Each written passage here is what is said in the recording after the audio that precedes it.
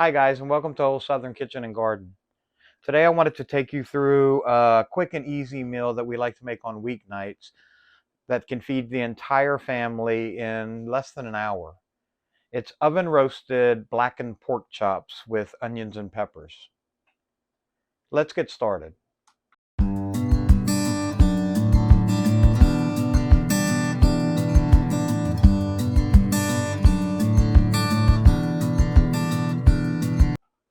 Oven roasted blackened pork chops. It sounds like a difficult task, but in reality it's really easy. I went to the store and I found these beauties. It's 1 inch thick, center cut pork chops with the bone. That's what I'm going to use tonight, but it's not exactly what you need to use. I've also done this with pork tenderloins that are cut. I've done them with pork tenderloins wrapped in bacon. You can use any cut of actually chicken or pork in this dish. What makes it really easy is a quality blackening seasoning. So what you're going to want to do is liberally coat all sides of the pork chops with the blackening seasoning. You can use a lot of this because a blackening seasoning is basically herbs and spices. It has a little salt, but the salt content is not high. That's why you can use so much.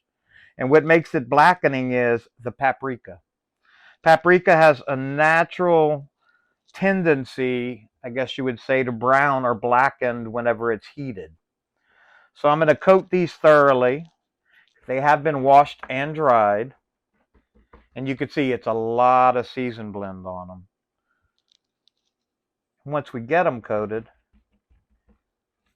then we'll continue.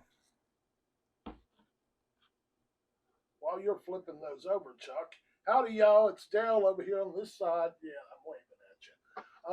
You might want to tell them that quick little trick that you taught me about cutting the sides of the pork chops. I know they won't have to do it on ones this thick, but you at home probably know what I'm talking about when you use the thinner, cheaper pork chops, how sometimes they tend to curl in your pan.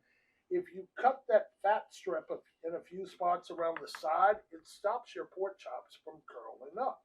That's a good tip, and it also works with steaks. What happens is when they're cooking, the the fat on the edges tend to shrink, which causes them to bend over. If you just give them a little snip, it'll be perfectly flat while you're cooking them. The next step we're going to do is I wanted onions and peppers with this. And when it cooks with the liquid we're going to put in, it'll make a thicker gravy on the bottom, and the onions and the peppers go really good with the pork chops. So I have one medium onion that I've sliced into thin pieces, and I have a red, orange, yellow, and green bell pepper, which I've also sliced. You want to keep all the sizes pretty uniform to make sure that they'll cook at the same time. I'm going to put those on the bottom of the pan, and then I'm going to pour a little chicken broth. Now, if you don't have homemade broth, which I didn't have tonight, so what I did was I like to use Knorr bouillon flakes, and it tastes just like a good chicken stock, but it's much easier and quicker to do on a weeknight. So I'm going to pour chicken stock in the bottom, which will keep the pork chops tender as they're cooking. I already have the oven preheated to 350 degrees. Next, I'm going to put the pork chops in the pan on top of the onions. I want the blackening seasoning on the top so that the heat will actually blacken the pork chops. And finally, I have a little cup of melted butter, herbs, and garlic. I'm going to pour this on the top. Just get a good little coating on everything. That's just going to add more flavor. I'm going to rub it in.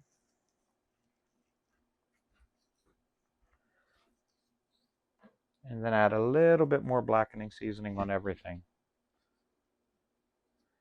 Then all you have to do to finish this off is put it in a 350-degree oven for 40 minutes to 45 minutes, or until the internal temperature is 150. I'm going to run and put these in the oven, and I'll get back with you in 1 minute. Welcome back, guys. The pork chops have been in the oven for 40 minutes, and they are perfectly tender Come on in and let them see this, Dale. Tender with a nice little blackening on them. Perfectly seasoned, and they're ready to go. So what I'm going to do is just serve them up and grab some onions and peppers. God, they smell so good.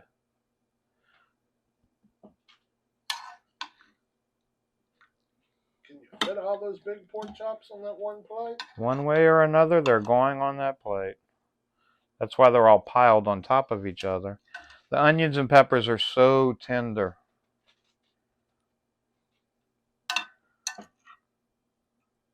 Okay, y'all, let's go in for a closer look. Nice and tender, juicy. Perfect weeknight meal. And that was all, what'd you say, Chuck, in like 45 minutes? 40 minutes, and they were totally ready to go. And these are thick pork chops.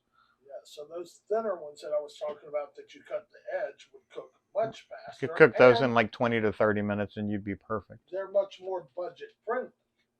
These weren't bad. It was $10 for 4 huge pork chops, which for 2 of us, it'll be 2 meals. Yes. So you can't go wrong on $5 a meal. No, you can't. Well, thank you again for joining us, guys. And if you enjoyed this video, please consider liking it, sharing it, and subscribe to the page where you can see more videos of cooking and also the gardening, which is going to be coming up soon. And comment. Don't forget to comment. Thanks. See you next time. Bye, y'all.